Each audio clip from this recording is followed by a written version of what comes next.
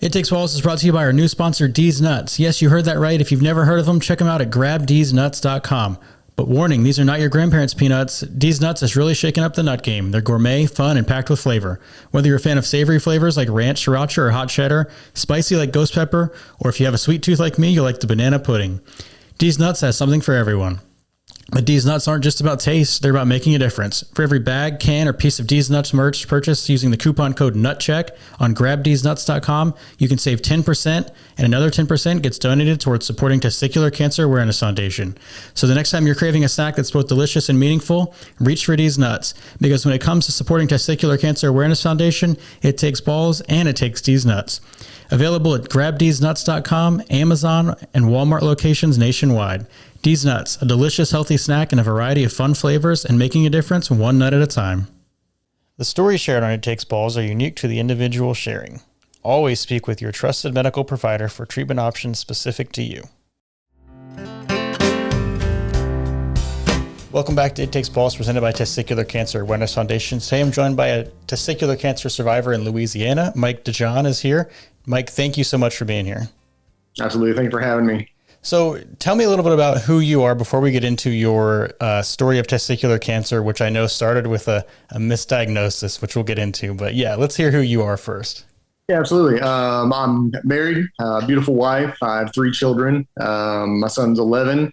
He's our oldest. My oldest daughter is 5, and then my baby is 2. Nice. Okay. Yeah. So as I mentioned, misdiagnosis at first. You were originally diagnosed with lymphoma, but before the diagnosis, tell me what you were experiencing leading up to that point. Yeah. So leading up to it, I was having some lower back issues, mainly just pain when I was sitting, trying to lay flat. And, walking seemed to help that, or standing, obviously. And then I was having some issues where, as a guy, playing sports, how your boxers kind of ride up on you sometimes. Yeah. It just kind of felt like I was getting that, maybe just a little bit of, compression there. And so I would always feel like I was pulling my boxers down. So that was kind of the initial start to everything. Was testicular cancer ever even something that you considered? Did you learn about it at all before in school or anything? It wasn't even again, looking back, obviously I've heard about it, but it was never it never crossed my mind, never a thought. I just obviously, I have a desk job, so I kind of thought it was just maybe, being a little bit lazy. Yeah. And you are how old? You're mid-30s? Yes, I'm 37. So it actually, when I was 36, when I was diagnosed, so currently 37. Gotcha. Okay. All right. So when you finally went to the doctor, tell me about that process. Yeah. So, my wife and I actually went, she was good. She was going to be my accountability partner, to make sure that I, got everything squared away. We went in, met with the doctor, and he kind of, I told him my symptoms. Obviously when I'm sitting down, when I'm trying to lay flat, that kind of stuff. And he said that basically they were going to run some tests and, within a couple hours, probably send me home with, no diagnosis and, just, keep trucking basically. Yeah. And then how did you get to the diagnosis of lymphoma? So that same night we went in, they took a chest x-ray, based off of that. They went ahead, they did a CT. And again, just, thinking they were just kind of crossing their T's and dotting their I's, just doing their thing. And then the doctor came in and told me that, he asked the question if there was anybody in my family who'd been diagnosed with cancer. And again, nobody, no immediate family. And so that's when he said he thought, that I had cancer. I had nodules. He said that I had them in my abdomen, on my adrenal glands, and then on my lungs. Wow. So I mean, you initially, somebody in your submission, you said a urologist wanted to remove your testicle at first. Tell me about that process. Yeah. So that same night, they said they wanted the best way to kind of progress and speed up the process was to be admitted that night. So we went ahead and got admitted to the hospital. The following day, they did ultrasound of my testicles. They did PET scan and MRI because they wanted to see if it had spread to my brain. Luckily, it did not. I did have one spot in my neck that had started forming. And so after that, the oncologist there said, he told us, hey, the urologist is looking for you. They want to take one of your testicles. Like, do not let them, because they said that there was a spot in one of them, but they said it was not an issue. Now, that was this later learning. The spot was in my right testicle, and my left, actually, I had a varicocele, so it was actually a little bit swollen, and that was mainly due to the blood supply out of it, based off of all the growth that was in my abdomen. So it ended up being your right testicle, which I know your orchiectomy was later down the line, and we'll get to that. But was that coinciding with the feeling you were feeling on the right side? It really, I couldn't necessarily say it was right or left. It just kind of felt, with the boxers riding up. That was just, I wouldn't necessarily it was one side or the other. Okay. So then, you got the diagnosis of lymphoma. You mentioned your wife and your kids. I mean, what's going through your head at this point? It was the hardest thing, obviously, for us to deal with. I'd say the first, 10, 12 hours, all my wife and I did was, we sat there and cried. Just, we really couldn't say much to each other, just trying to process it all. And then it was really, the bad thoughts obviously start sinking in. Like, you're never going to see your kids graduate, high school. You're never going to see them, get married. You're never going to see your grandkids, that kind of stuff, starts looming. But then it's like, okay, the doctor's coming in and they're telling us, hey, they think it's lymphoma. And the reason that they said that was they couldn't find a specific source for all of the tumors. And that was, they kept coming in with a big panel of folks, and they were asking a bunch of questions, past work history, where I've been, if I've been out of the country to certain, maybe other areas of the world. And then it was finally diagnosed as testicular cancer after a biopsy. Correct. Yes. Once we got the biopsy, it took about, I think, 10 days for the results to come back. So again, during that period, it was a lot of my wife and I trying to get, figure out where we wanted to go to get treatment. And so once they called back and they initially told me it was embryonal carcinoma. And again, I said, what is that? And so they told me it was a form of testicular cancer. And I said, so it's not lymphoma. They said no. So again, they're a whole nother pivot. But again, my wife and I were happy I'd say that, we were happy in the fact that has a higher success rate than lymphoma does. And that's why. I was going to ask you how you guys felt having the second or the change in diagnosis. But yeah. Again, it was rough, but at the same time, it gave us a little more hope. So, I mean, I mentioned you had your orchiectomy kind of last. So what was the next step after you got that pathology back as embryonal carcinoma? Yeah, so we were going to go to MD Anderson. Personally, that's just, some folks in our church and our family have gone there, and on my wife's side. And so we were trying to get there. Well, one day my wife was going into work to grab a few things, and she ran into somebody she worked with who knew the wife of the oncologist that I used here locally. And so he's like, listen, you need to just go sit down and at least talk to him. So we scheduled a meeting. We sat down and talked to him for about 3 hours. And so he spoke with us about how he's treated this form of testicular cancer before. He's worked with Dr. Einhorn before. He knew of him and knows him well, and what he's done, obviously for the treatment side of this. And so he said he was happy to take it on. That's awesome. So then you started on with VIP chemo, right? Was that your first step? That was correct. Yes. We went straight into VIP. And a lot of that was because I want to say I had a dozen or more nodules on my lungs. One of the bigger ones was, I believe it was 5 centimeters. So it's pretty decent size of my lungs. And then again on my adrenal gland. So they went ahead and we went straight into that. And he wanted to do the orchiectomy. He did want to do that, but my breathing started to get a little bit labored there, closer towards starting treatment. Yeah. Talk about the decision to go with VIP versus like the traditional BEP or EP. Yeah, I know he went through, when he was talking to us about selecting this, he was showing us how they choose the treatments and why they choose a specific, BEP versus VIP.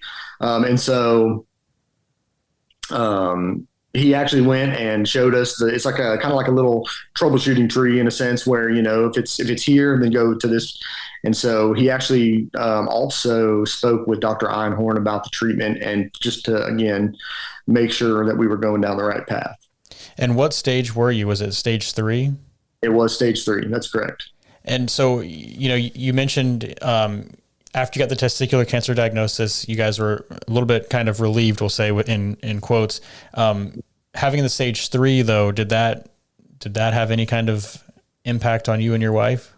I mean, so after speaking with the oncologist that treated me, he was very, he didn't use the term, we're going to treat this, we're going to see what we can do. He didn't say any of that. He would always, and still, he always said, we're going to cure this. And so that was big for us. So again, that gave us a lot of hope. Yeah. Let's talk about your chemo experience. I know you mentioned that you had some blood transfusions. Was that during chemo? Yes. It was in my, the 1 week on you have in the hospital, the 2 weeks off, kind of, that recovery time. I had a good amount during that. So my first week of chemo, again, I didn't feel a lot of the effects, during that. Now, after my first week,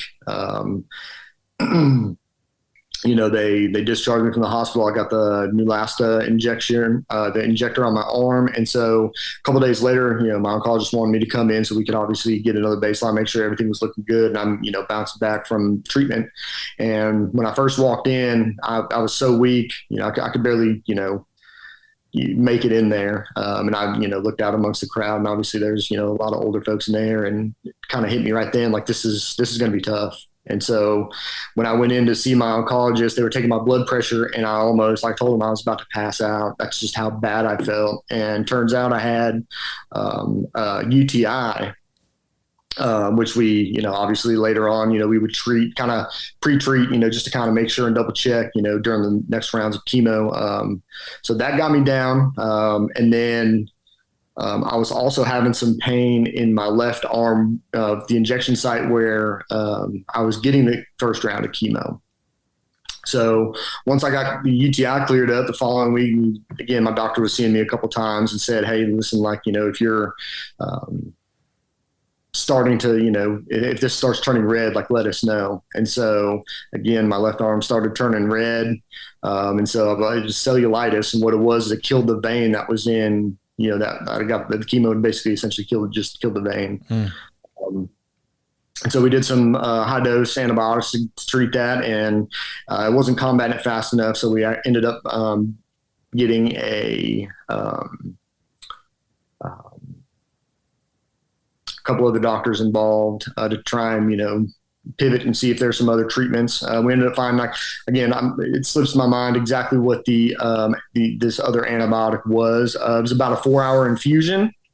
And I went and got that. It cleared it up, but I did end up having to get 2 transfusions in between that time period. And it was really, from then on, it just, I just, kept getting weaker and weaker.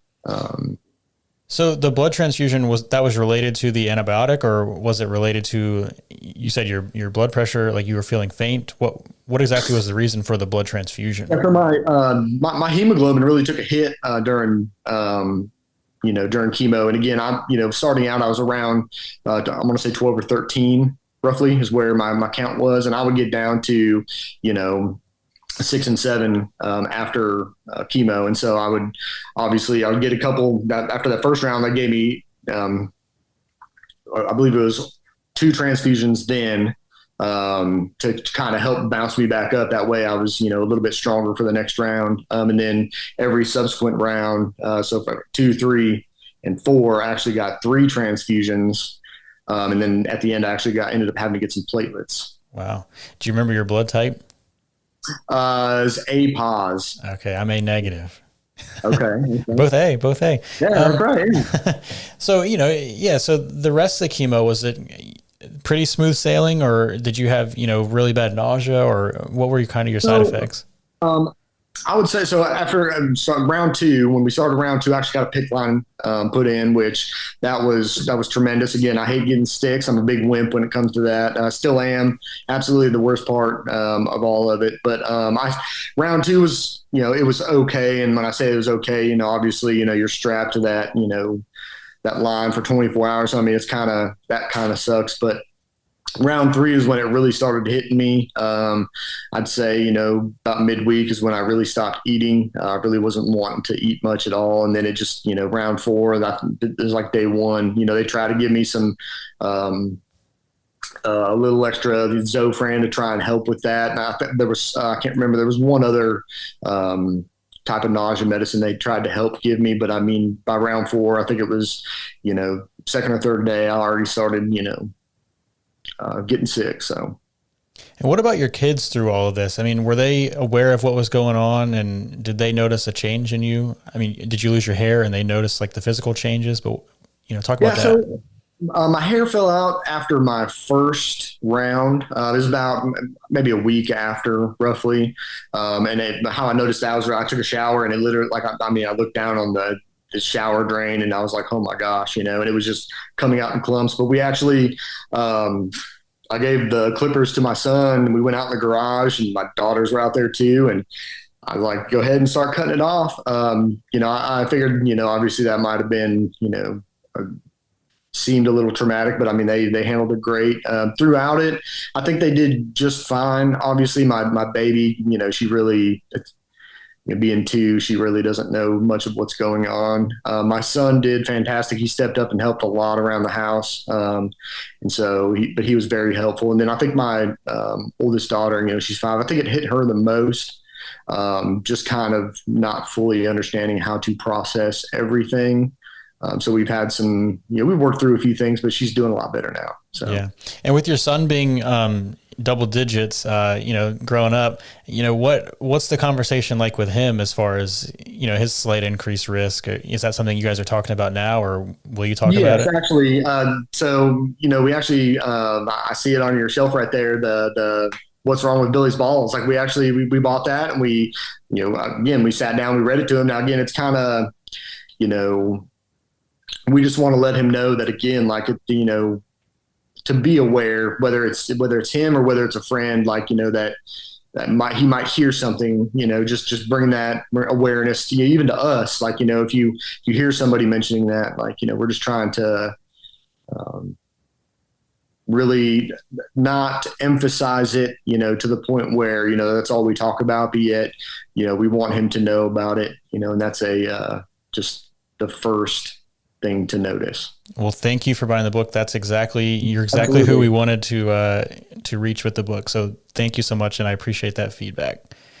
So after chemo, you noted there was some shrinkage, like George Costanza, but it wasn't fully gone. So what were the next steps for you? Yeah. So, our oncologist here, he said that, generally after treatment, if there's anything 1 centimeter bigger, the next step is going to be surgery. So we were kind of, it hit us a little bit, obviously, having to get surgery. Cause again, the one in my abdomen still hadn't even shrunk by half. It was still 7 centimeters. So it's still decent size.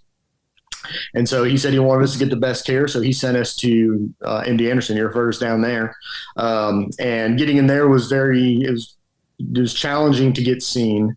And we had a little bit of a runaround trying to, there's some scheduling issues with some doctors down there. But we ended up going, had another scan down there, and the doctor there basically told us that there was new growth underneath my pancreas. He said that, I could do some high dose chemo with the stem cell transplant, and then clinical trials if I wanted to sign up for those. Or he said he suspected there was a teratoma, component, and that eventually it would just create a bowel obstruction, and that would basically be it. So, again, that hit us very hard that day. Yeah. So I know you ended up at Indiana. Talk about the process of between going from that doctor at MD Anderson to, your successful surgery with Dr. Cary. Yeah, absolutely. So that night, actually, after we met with that Dr. MD Anderson, my wife, I fell asleep in the hotel room. We're both crying, bawling our eyes out. She reached out. She found Dr. Einhorn's email on one of the Facebook Testicular Cancer Groups site, and she emailed him kind of what was going on. And the next morning, he forwarded that to Dr. Cary, and Dr. Cary and his team were more than happy to go over all of the previous scans. And so that was in about mid-December of last year, 2023. And then mid-January of 2024, they said they were going to do the surgery. So we flew up there and met with Dr. Cary and had the surgery. Talk about your experience with your RPLND. What was the recovery like? What was it like for your wife? Maybe you can't speak for her. I know you were sleeping, but I mean, what does she tell you it was like for her waiting for you to come out? And yeah. So when we met with Dr. Cary, again, they do this so often, and they know what they're doing. So again, we felt, very confident in his ability and the way that he spoke to us. And I actually ended up having to have two surgeons work on me. I had Dr. Cary doing the main RPLND, and then I had another surgeon actually removing nodules from my mesentery, which is on the backside of my intestines and the intestine wall there. So I think I was in there for about 7 or 8 hours. They said it went smooth. They said it went great. Obviously, like, I don't remember any of it. But I woke up, I was very swollen. I actually had a JP drain because as a byproduct of the surgery, I had pancreatitis. So that was another kind of, complication to it. Yeah. So was it that surgery? I know you had your adrenal gland removed. Was it during that surgery or was that later? Yeah. So during that surgery, they removed, I believe it was 43 lymph nodes, obviously. And then I had full encirclement of my aorta and then partial of my vena cava. And I believe it was my left adrenal gland they removed. And then they also removed my testicle during the surgery. So it was kind of just a once and done. Yeah, your insurance got its best bang for its buck there. That's right.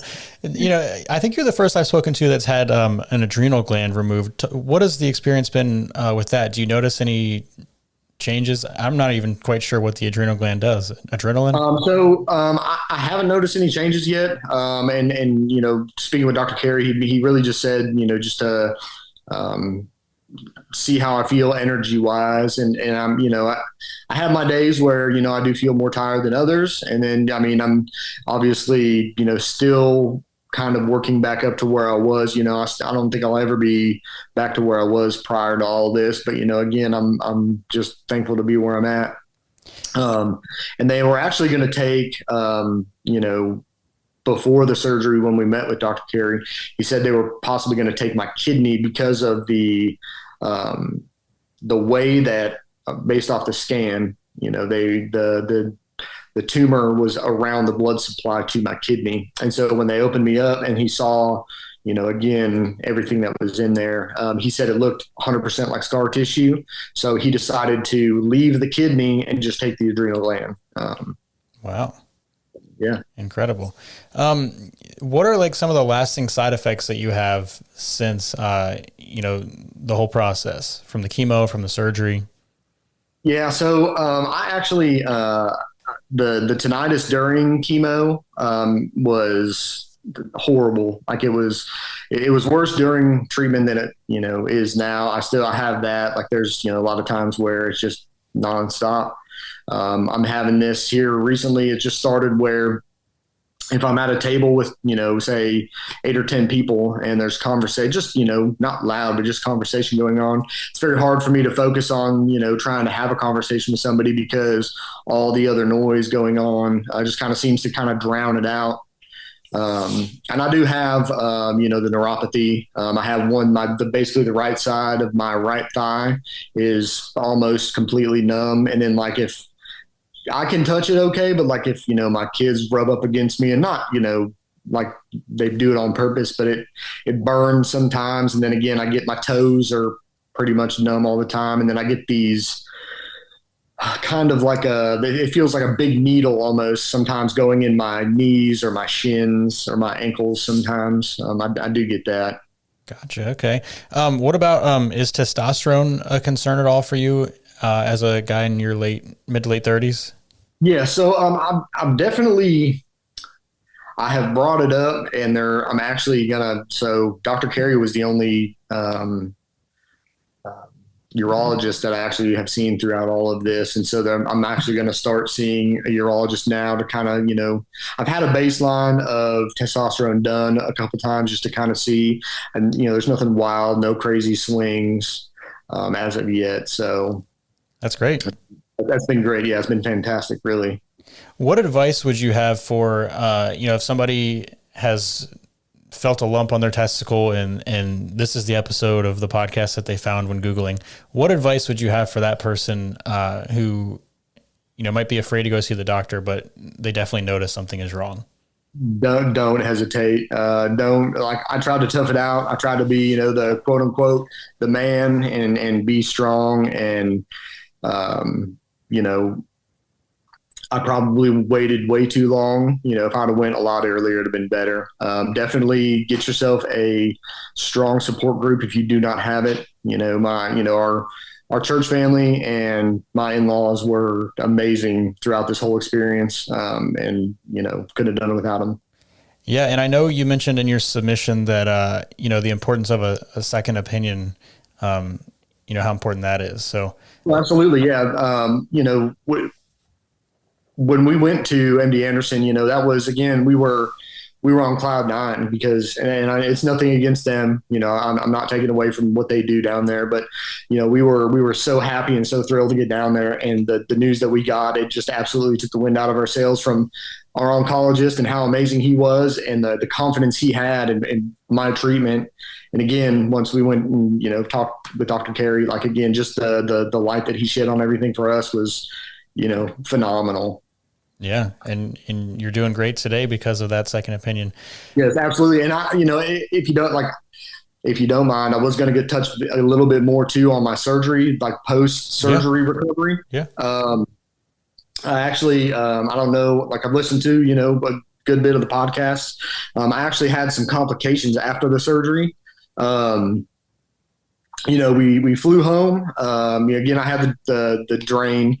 And so obviously I understand that, recovering from this is tough. Obviously it's a major surgery and I'm not taking away from that. And it was very hard for me to, feel any better throughout the time period when I was back for those 4 weeks. And we flew back and my wife and I thought, again, it was that drain. It was to the point where, like, even just, trying to get out of bed, me getting out of bed it would take me 45 minutes to work up the strength just to get out of bed. And so when we went back to Indiana, got the drain pulled. After that, I stopped eating essentially. And it was a couple days later, it turns out that, I was starting to go septic. I started to get a fever. I went to see my local oncologist again because we just didn't know what to do at this point. I got admitted back to the hospital, and turns out I had 3 small pinhole leaks in my abdomen that had collectively, I guess, went to one, spot, and it ended up being a staph infection. And so I didn't eat for 10 days after that. Through chemo and through this, I was down probably, 60 pounds. And so once I actually got a second drain installed, to drain that, I instantly felt better. I started getting back to myself, like, post surgery, like, it was very hard for my wife and I, like, we've talked about it, and kind of what she dealt with through that. And it was hard for her to see me like that. And because, I really, like, I was almost like a shell of myself because, I wasn't even interacting with the children. Like I just would sit in the chair. I'd go from the bed to the chair and then back to the bed, because, in my mind, I was trying to get up and use my walker and be strong and kind of get around, and thinking that was going to be it. But we didn't even not once think that, hey, maybe there's something else going on. And obviously until I started running fever and, I'd stopped eating for a couple of days, that was, her indication, like we're going to go get help. Wow. So, yeah, was that after you submitted this in March? So that must have been.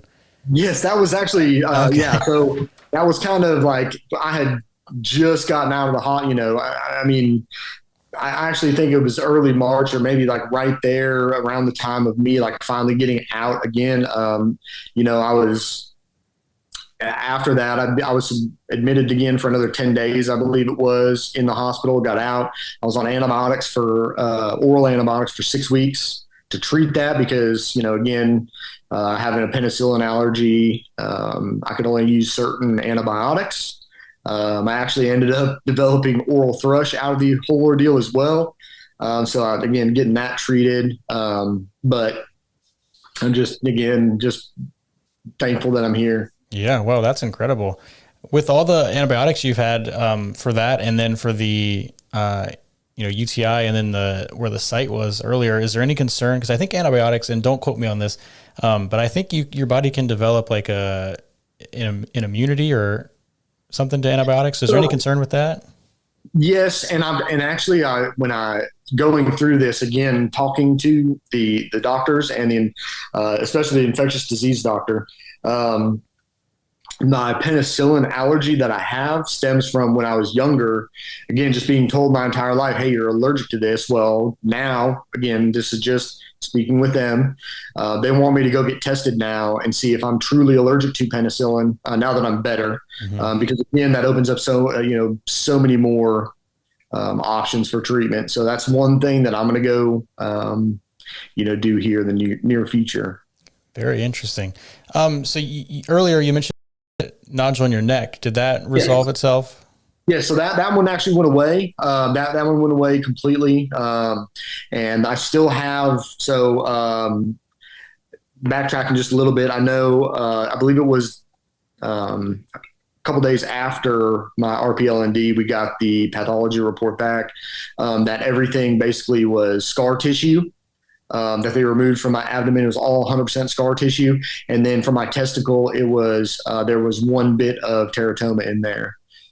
So there was obviously a teratoma component. That's one thing, in hindsight, like we wish they would have just taken the testicle early because again, we could have known a little bit more. But again, I'm so thankful about that. Yeah. So that was all in March. We're now in October. This is going to come out in November. So, 8 months later, how are things at this point? What's your scan? What are your scans like? Yeah. So, I've done now 3 rounds of scans, gosh, I think about 5 or 6 rounds of blood work, mainly tumor markers. Tumor markers are looking fine. They're doing great. Scans are looking good. There is just and I believe it's, possibly still from surgery. There's just there was a couple of pockets of fluid just in my abdomen that was, byproduct of surgery that they're just monitoring and watching. It's not causing me any pain. It's not causing any issues right now. And they're just really watching it, but no major concerns. So yeah, it's been fantastic. And I still haven't done the lung surgery. That was, that's not on the table right now. That's mainly, if I ever do have complications, but we're still monitoring them to see. And a few of them have shown a little bit of shrinkage, whereas the rest of them are just still maintaining and with no growth. Yeah, I have a friend locally who's got the same kind of situation where they're just watching his lungs. So I guess maybe that's just the way it is. Which is good. I mean, if you don't have to subject yourself to another surgery, why do it? Absolutely. Yeah, after that one, I don't know if I want to do another one. Is there anything else that you want to add that I didn't ask about? Honestly, no, I think that's about it. Awesome. Mike, thank you so much for being on It Takes Balls. I think I might have mispronounced your last name at the beginning, so I apologize. Mike DeJean, right? DeJean. Yes, sir. That's it. There we go. Mike, thank you so much. Yes, thank you for having me. For more information and resources for your testicular cancer journey, visit testicularcancerawarenessfoundation.org. You can also follow us on social media at Testis Cancer. We're on Facebook at Testicular Cancer Awareness Foundation.